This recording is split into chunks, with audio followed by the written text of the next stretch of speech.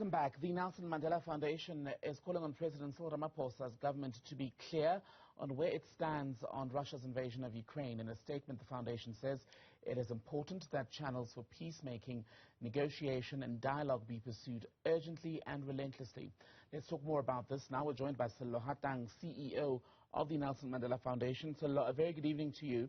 Thank you for being with us. Let's begin first with the Nelson Mandela Foundation's view of what is now a worsening situation in Ukraine. In the last few hours, there had been a glimmer of hope, some good news with the establishment of a humanitarian corridor or ceasefire, but that now we're hearing has also been violated. Well, thank you very much, Tembekile, for this opportunity. And I think for us as the foundation, it's important that we come out clear that we find ourselves as a global community where there's oversimplification of a very complex situation. That secondly, we're almost being told that, there's no space for nuance about these problems that we're faced with.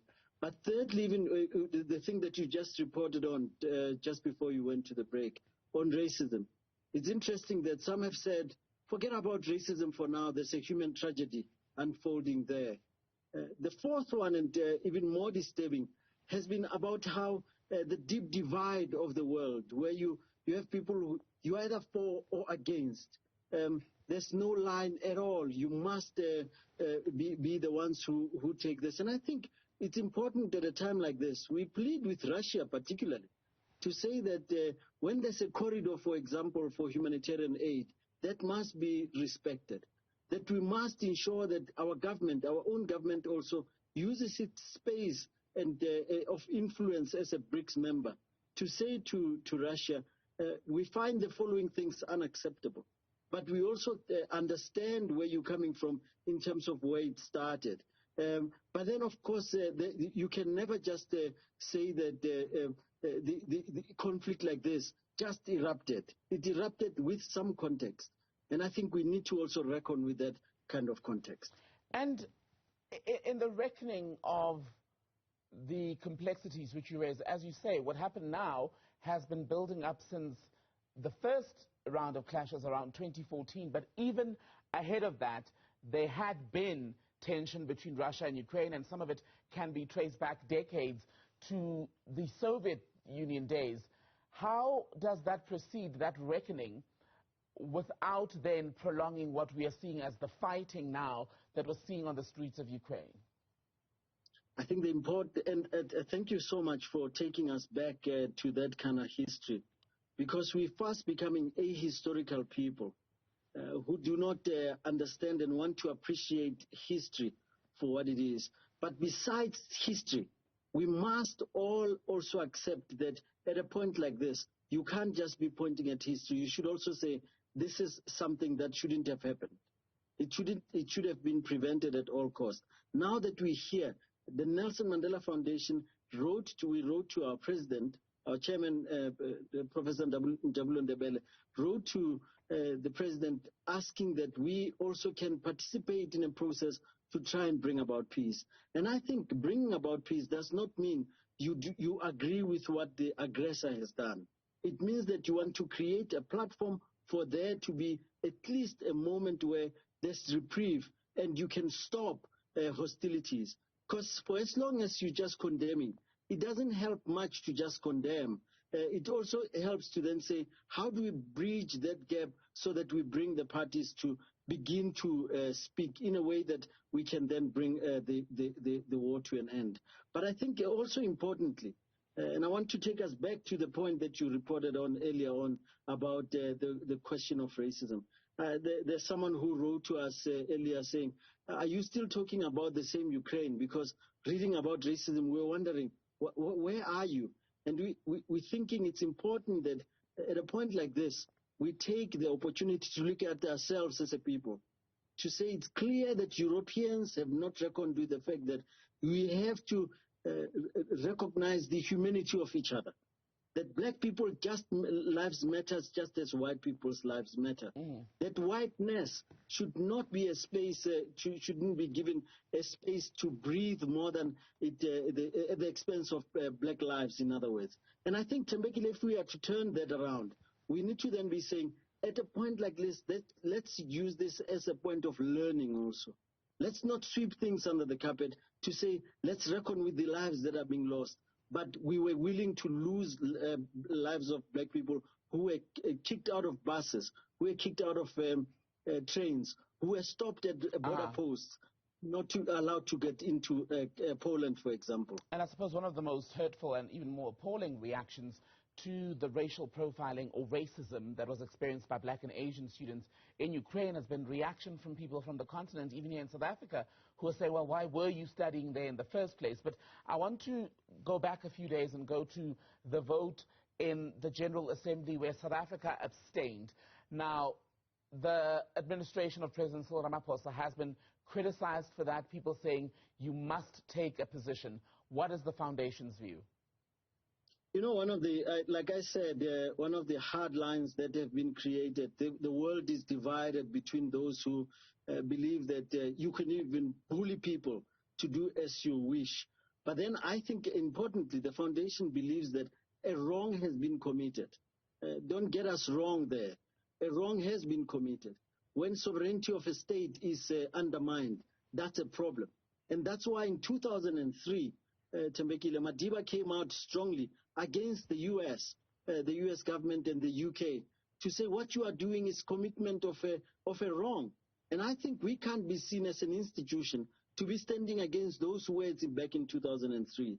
We are then also saying, if we are to bring about the parties to a table, you don't just keep on harping on about how you bully people to change the way they operate.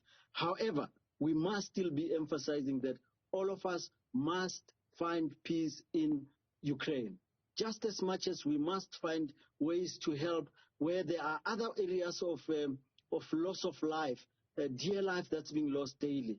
And I'm not equating things here. All I'm asking for is at least a sympathetic ear as you deal with conflicts around the world, including Ukraine. And at issue, I suppose, with what's going to be the difficult path to a resolution to this is, A, Ukraine still wants NATO membership. Russia says it sees that as a security threat. Russia also says that it's going after Ukraine because Ukraine has subjected ethnic Russians and other people in the separatist regions to abuse.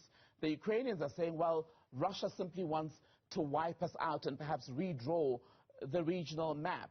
Now, given that both sides have such strong non-negotiables, is this a war that you think is going to end anytime soon, or is it going to be one of those long, slow-burning conflicts that we've seen even on our own continent? You know, one of the things that we live in hope with is that unlike the conflict in South Africa that went so long, that here people will find each other pretty quickly. But I also need to remind us again that we have been here before. You remember in the 60s when the U.S. blockaded Cuba, when Russia wanted to put weapons in Cuba. We have been here before. And that's why I'm saying, at a point like this, let's not be ahistorical, but try and then say, how did that conflict end?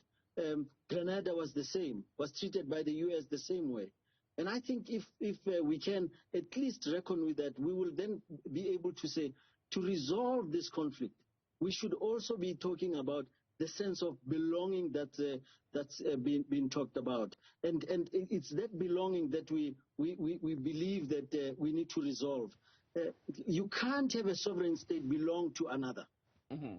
You have to always recognize that a sovereign state will always be a sovereign state. And Russia has to recognize sovereignty of Ukraine, just as the U.S. has to recognize all the neighbors for their sovereignty too. And I think if we could resolve the conflict back then, let's go back and learn what happened back then, and then try and say, how do we make sure that if there's an area that needs to be a zone that's free of alliance, how do we make sure that that works? So how do we make sure that the divide that we had in South Africa, we found ourselves in those kind of conflicts, for example, and we found a way. How did we find a way? We had sympathetic hearing. We were able to then listen to each other. So should the South African government continue with its current diplomatic stance on the issue, do you think? I think one of the things that we've said is, one of the people who wrote to us earlier on said, are you again doing a Zimbabwe where you are asking for quiet diplomacy? We're not. We're asking for public diplomacy. That diplomacy is never something that you do. You do both ways, that you show what you're trying to negotiate publicly, yet you bring people into a quiet room where they can then speak. In other words, there should be demonstrable actions as much as there should be quiet stuff that's being done in the background. And we are not about to say that South Africa should remain neutral forever. We're saying South Africa must try and bring its power of an influence, rather, as a member of BRICS, to say, here's one of our own. How do we make sure that one of our own acts legitimately, that one of our own corrects the mistake that was committed, but then also one of our own reckons with the mistakes that will continue to be made if it's not changed. If I'm hearing you correctly, because we are unfortunately pressed for time, what you're saying is not necessarily that you want to see the South African government take a clearer stance. What you're saying is you want the South African government to play a more active role in seeking an end to this conflict, right? Firm does not mean you are not active. Firm can also be that you are active. And I think in this case, we are saying firmness shouldn't be where one is bullied, like I said. The Nelson Mandela Foundation itself was bullied. That no, you must then be firm. What does firm look like? Firm in our view is the very firm that Madiba demonstrated way back, is the firm that we're saying even today could be demonstrated, where you bring parties together and you try and bring them to bring peace. Sello Hatang, thank you so much for your time. Sello is the CEO of the Nelson Mandela Foundation.